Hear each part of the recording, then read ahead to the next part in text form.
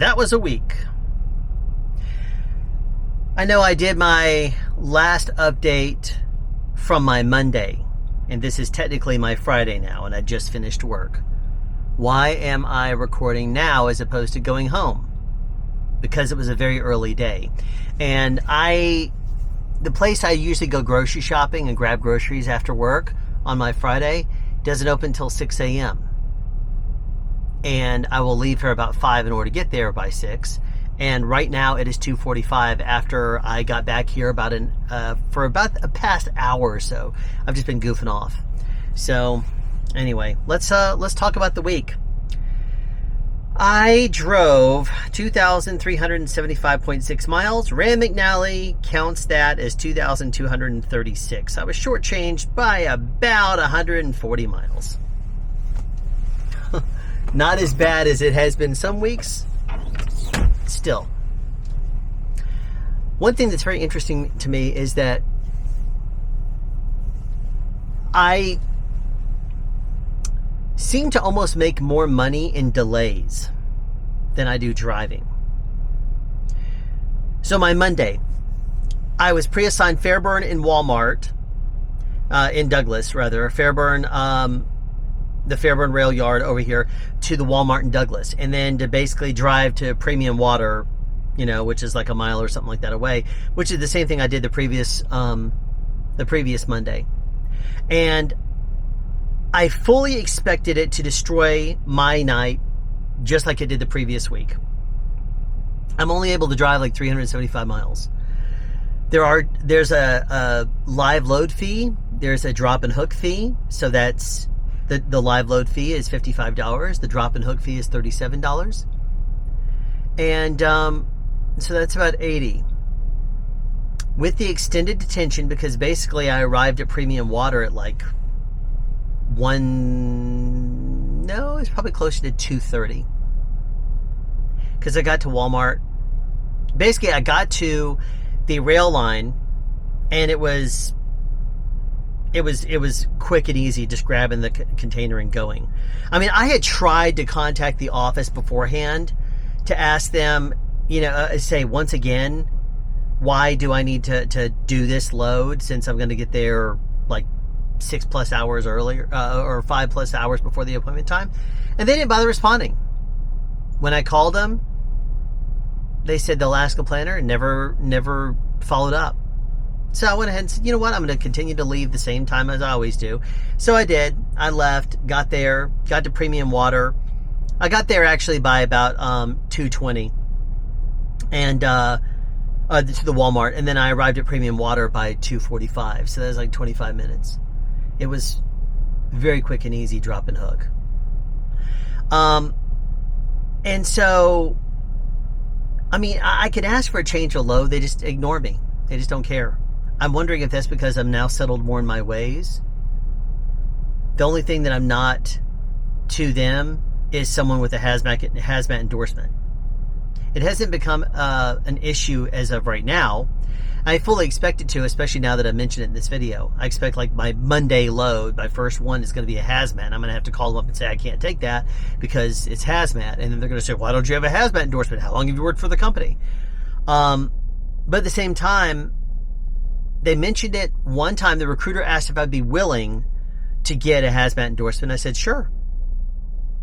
And then in training, they told us that we would need to get one within 90 days, but there's been no follow-up. I had a 30, a 60, and a 90-day evaluation. It was never once mentioned. And it has been mentioned ever since. So until it's actually mentioned, I don't really have an interest in getting it. It's not seemed to affect any of my loads so far. There's extra things you have to do with a hazmat, like you have to stop every 2 hours or every 100 miles to check the load. And I don't really want to get back into that because I did something very similar when it was 150 miles and 3 miles checking the flatbed when I worked for Schneider. And I really don't like doing that. Pulling over, stopping in the middle. If you're caught in traffic or something like that, you just have to pull over the side of the road or whatever and check it. I just really don't want to. Anyway, I got to Premium Water and basically remained on the clock while sitting there waiting. Yard jockey came over and gave me a thumbs up, and I said, yeah, wait until for my live load. Technically, it was scheduled at 8 a.m. They come into the office at 7. So I was just sitting there, and after a little while, I was like, there's nothing going on here. I might as well take a little nap. So I took a little nap, and I checked in with the office at 6:40, and was assigned dock 8. So I opened up the container, found that both chains and the securement hooks to keep the doors open were broken on the container. So I basically had to line up, open them all the way, and then once they were open, creep back, like start to accelerate and creep back, so that way the doors would fly up against the side of the container and stay open. And because otherwise there was no way to hold it open. And when I was finally left and was done with them loading me by about 7:45, I crept forward and both the doors went swinging closed. So that was annoying. Anyway, though, I hit the road and had my DRT set for 10:30 p.m. because I knew full and well that I wasn't going to be able to deliver it to the Walmart, which is the same place I was going again, Walmart in Monroe. Now, by the time I was done dropping off at that Walmart, I had 2 drop and hook fees. I had the mileage, about 400 miles total, the extended detention, 2 drop and hook fees, 1 live load fee. And the money ended up being slightly better than it would have been if I were driving 600 miles. I don't know if that was why that was. I need to look at that. I'm not 100% sure as to why that was. Probably because I did the miles. And then there were the 3 fees really helped, because the 3 fees amount to what is that? $74 plus $55. So that is $120 some odd dollars. So that can't be right. Still would have ended up light for the day. Maybe it was adding in there the mileage I had leaving there to my next place. Anyway, I don't know. There was a storm up my drive on 441, so I shut down at the Madison Pilot again. Pre-assigned to pick up at the Beach Island Kimberly-Clark, and it said it won't be ready until 8 a.m. And so I tried contacting the office yet again and saying, why am I being sent there for a load that's not going to be ready until 8 a.m.? I'm going to be getting there just after midnight. The fleet manager I was speaking to on the phone, he got it. The planner was like, I don't understand. Why can't he get it? Well, he can. It's just that if it's not going to be ready until 8 a.m., he's going to basically, get it and shut down. I don't understand why you can't get that. He won't get it to the rail yard. Well, I don't understand. How could you not understand? You're a planner. That means you've traveled up through the company enough to understand the way this thing works. But anyway, so I was like, okay, if they're not going to change the load, I'm going to show up there. And the deal finally that was made between that the fleet manager told me was that if I get there and there is no load for me, that the planner would send me something else. Okay, fine, fair enough. So I went ahead and said that's fine. I would be arriving there 8 hours early, but whatever, might as well. So the next day, on my Tuesday, I basically told him I wasn't going to sit there and waste 2/3 of my clock waiting until 8 a.m. I said I'm not going to do that. I told the fleet manager. I said I could get there in 2 hours, maybe a little bit over that from the Walmart in Monroe, and I'm not going to shut down and just basically destroy my entire clock. I said those are my hours, and if you're going to just have me sit there, then I'll wonder why I'm being punished. I already had a really stupid assignment on my Monday, show up hours early for the water delivery, and so I don't understand why they would do that to me twice in a row. Anyway, started up at 9:15 p.m. and got to the Walmart just after 10. Dropped and got out of there within about 30 minutes, and got to the Kimberly-Clark around 12:30 a.m. So let me ask you this: do you think that my load was ready? Do you think it was ready? No, it wasn't. So I called the office. I was sending messages through the tablet. It took them 29 minutes before they finally said, oh, okay, well, go ahead and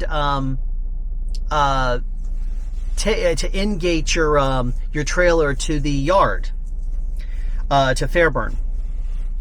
So basically leave there and take it back and throw it in the yard in Fairburn.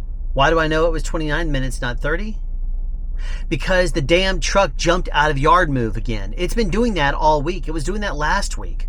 It doesn't matter if I'm going 10 miles an hour, if I'm going 6 miles an hour. If it wants to jump out of yard move, it will. And it's really, really annoying because I'm following the rules. I'm jumping in yard move. I'm following the rules and not exceeding 19 miles an hour. And yet the truck just decides to jump out of yard move, and it doesn't bother telling me. It still says I'm in yard move on the screen. And then I come to a stop and I'm doing, some other stuff. And then all of a sudden I look at it. I'm like, I'm in drive? How long have I been in drive? For 6 minutes? Great. It didn't bother telling me for over 5 minutes. So now I have lost 5 or 6 minutes of my time when I've been sitting here. At least the Schneider system was smart enough to say after 5 minutes, you haven't moved in 5 minutes. Would you like to jump on duty?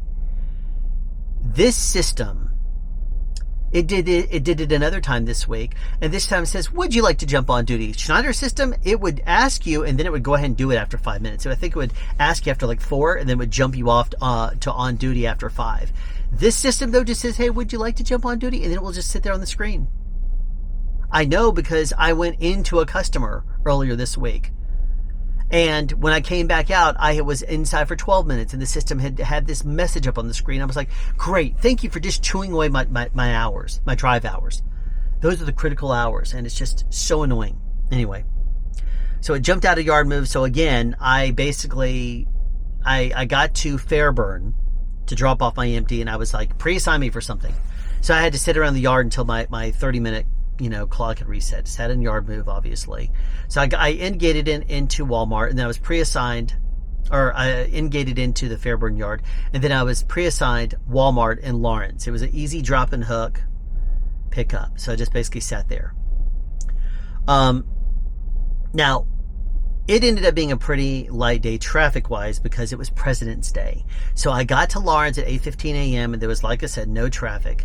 I had asked for a pre-assignment, was sent a load in Anderson at Electrolux. So I've never been to the Electrolux in Anderson. I've been to one up above Nashville in Tennessee, I think it was. It's a good location. I mean, they seem to have their act together. But anyway, I shut down at the rest area just before exit 21 on I-85 southbound with 1 hour remaining because I knew it was going to take me 20 more minutes to get to the Electrolux, and if they did not have parking anywhere near there, it's literally right next to the first tissue I've delivered to and picked up from a few times. So I knew that if I got over there and it took half an hour in the yard, I would run out my clock. I would be completely out because it would basically be like I'd have 10 minutes to find some place, and there was no place out there. It would take me at least 20 minutes to get back. And there's a quick trip that you could go to, and that's the first place. So I was like, I'm not going to be able to make it. I'm not going to shortchange my pre-trip and post-trip on the trailers just to try to expedite a little bit faster. So anyway, I shut down there. My Wednesday. Got out around 8:15 p.m. and got to the Electrolux by 8:45. Now, was told my load wasn't going to be ready until Wednesday, which was 2 days from then. It was my Wednesday, but it wasn't Wednesday. So I got there. The Electrolux load said originally it wasn't going to be ready until 11. It said 11 to 11:45. And I didn't understand that coding, so I sent a message to the office, said, what does it mean when it says this load is that a live load between 11 and 11:45? And I was told, drop and hook. I'm like, okay. So what is this time, 11 to 11:45? Because that was AM, 11 to 11:45. It wasn't 23:45 or anything, which is what it would be if it's an open appointment you could pick up for the next 2 days. Because if it's like 23:59, that means you can pick it up anytime. If it's 23:55, that means that day and the next day. If it's 23:45, that means that day and the next 2 days. So it was, I got there and plain as day on the paperwork, it was that particular day. But when I got there, the person in the office was like, no, in my paperwork, in the system, I showed that it's not supposed to be fulfilled for 2 days from now. So I ended up having to be reassigned. Now, that's one of the things that's highly annoying to me about JB Hunt. I do my part by showing up. I show up where they tell me to. I have to go through security. I have to outgate through security. I have to talk to the guards. Sometimes there's people in my way at the guard. Sometimes there's people in my way at the shipping office and whatever. It's still a visit you have to do. It's still a stop as far as I'm concerned. But alas, they do not call it a stop fee, do they? They call it a drop fee. So unless you drop off a trailer, it doesn't matter if it's a loaded or if it's an empty to pick up a loaded. JB Hunt calls it a drop fee, not a stop fee. So that to me is highly annoying because I can literally go to customer to customer to customer, sit there wasting away my 3 hours of non-drive time clock on my 14-hour, and sometimes burn away some of my drive time while trying to not just get things squared away and get information, but passing on to the office to get a reassignment. And I'm not compensated for that. That's highly annoying. So anyway, I was reassigned to go to a Tyco in Greenwood, South Carolina. I haven't been to a Greenwood since my Walmart days. It's kind of cool to go through there again. Passed right by one of the Walmarts. Well, not right by. I pulled off on the intersection right next to it. But anyway, the security guard at Electrolux on my way out was asleep. As I creeped through there, I thought about honking at him, and I was like, you know what? I'm in the same trailer that I arrived in. I'm just going to drive on through. And so when I got to when I got to Tyco, it was an easy drop and hook. They were easygoing. The guy was very nice. Drop off over there. Pick up either over there along the wall or pick up in this yard over here. Okay, cool. No problem. So anyway, I got out of there, got to Fairburn around 2:30 a.m. and kept getting a container not available error on the app. Now that was annoying because I was in-gating, the container I was in-gating was fine. The container I was out-gating was the problem. So when I said generate barcode and show it to the thing, it says, you must talk to a guard because their container not available. So I go to the guard and he says, no, your container's here. You just got to go in there and grab it. So no, I fixed it. So go on through. So I scanned it again. Sure as the world let me in. So this time I dropped off in the TTR and then pick up a chassis. Pick up a chassis and go to the TTR. As soon as I got to the TTR, I did what? I called Fairburn and said, hey, I'm in the TTR. Just want to make sure I didn't hit anything because I'm getting a container not available error. And they said, no, your container's here. It's on the train.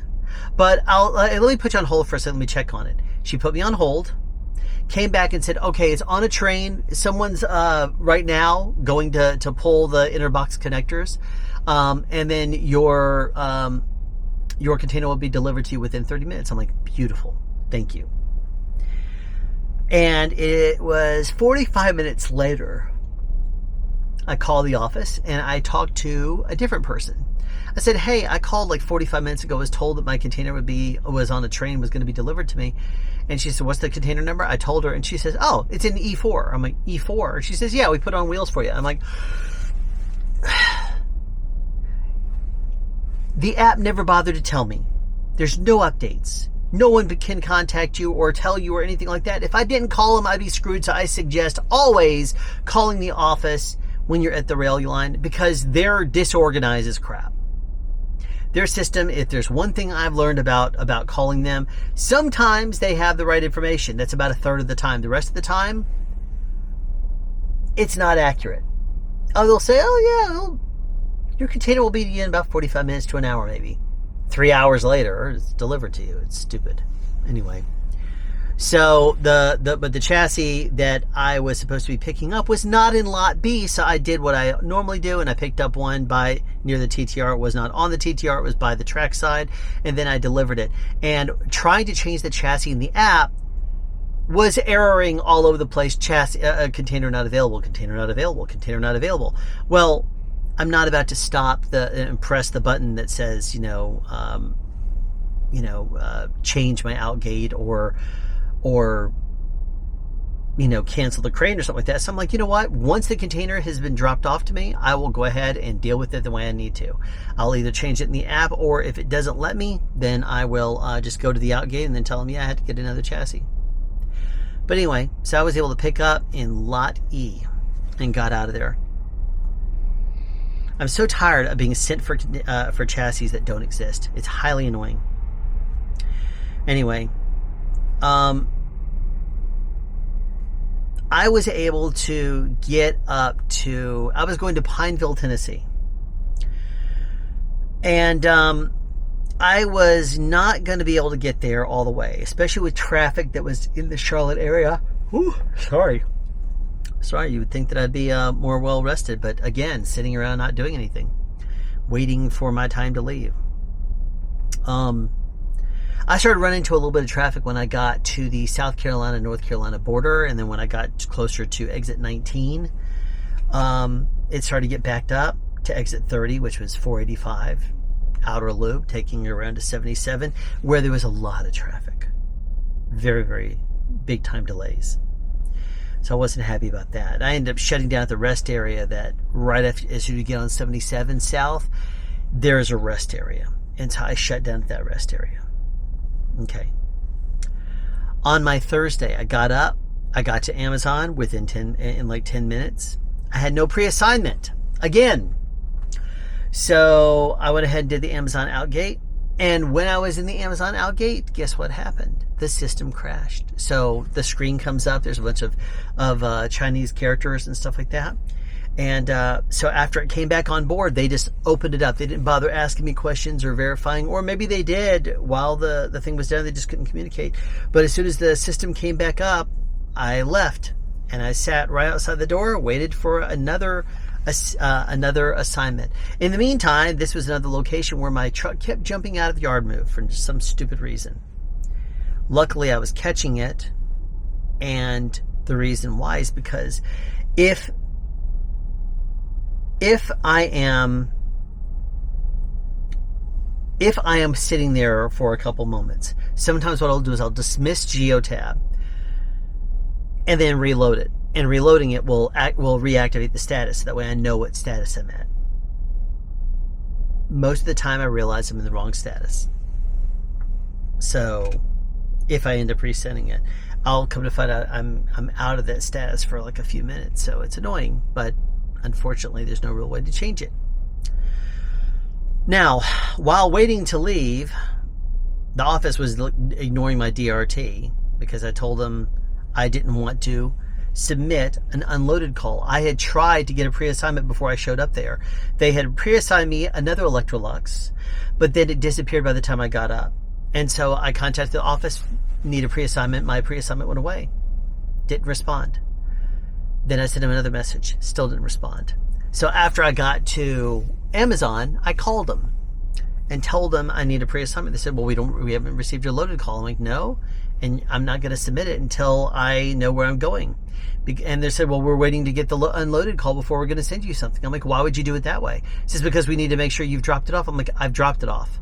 Well, we'll know when you send the loaded call. To me, that is crap. Why? Because as soon as you send the loaded or unloaded call, it stops your detention.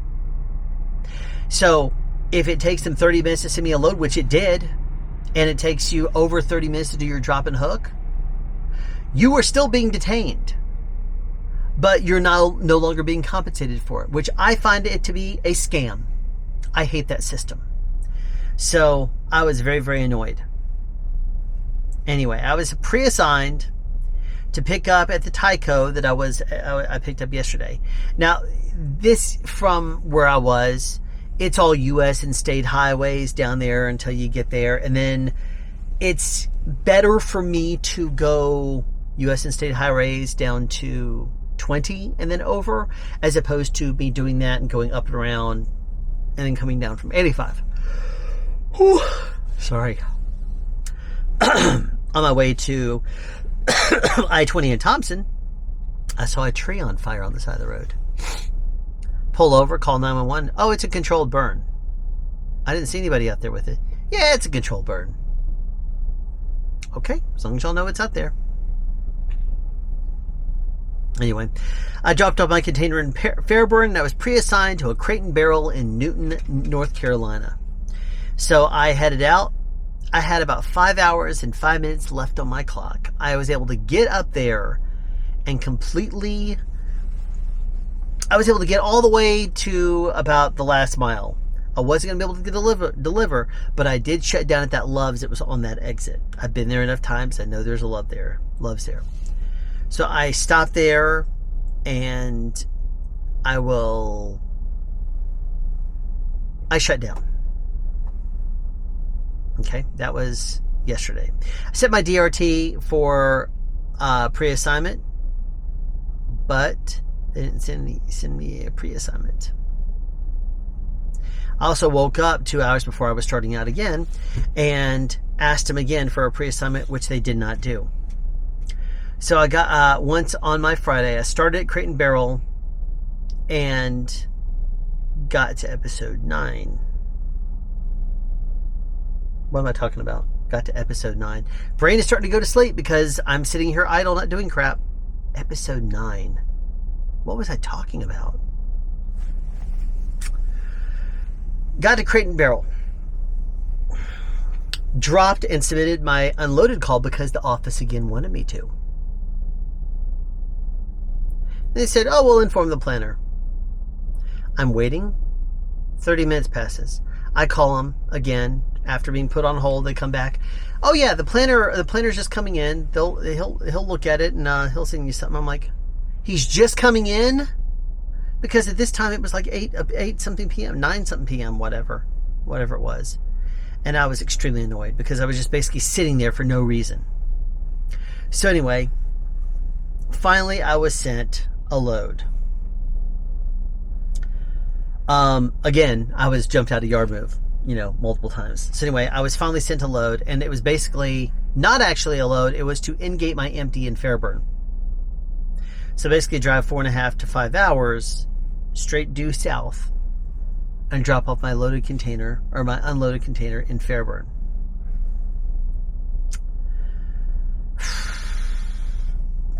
Anyway. So I drove basically nonstop. I just stopped for fuel and I in-gated in Fairburn. But when I was stopping for fuel, I sent the office a message and said, I'll have like 5+ hours left on my clock, but it is my Friday.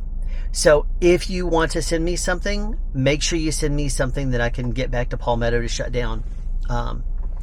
And I wasn't sending anything until on my drive after I left there, and I received a message on OBC that said, after you drop in-gate, after you drop your in-gate to Fairburn, then shut down. I'm like, okay, great.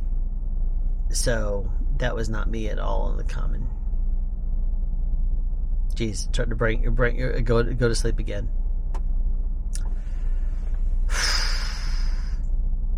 These things, I tell you, all these in-gates are annoying. Not only do you not get a drop and hook fee or a live load fee, but when you take an empty to the Fairburn yard or the Austell yard or the Atlanta yard, that means it's going to be more difficult for you to find an empty someplace. And it's getting difficult enough to find an empty as it is. That's annoying.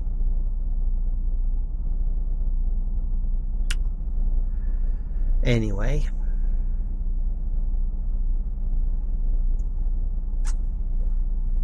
I will go ahead and end it there.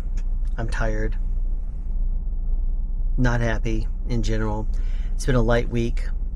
Didn't pay me as much as I was hoping it would.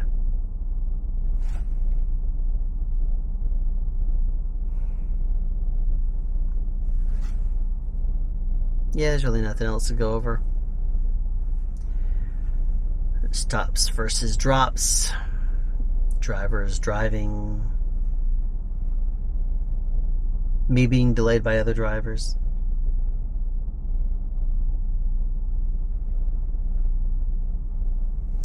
Anyway, I'm going to go ahead and call it there. Thanks for watching.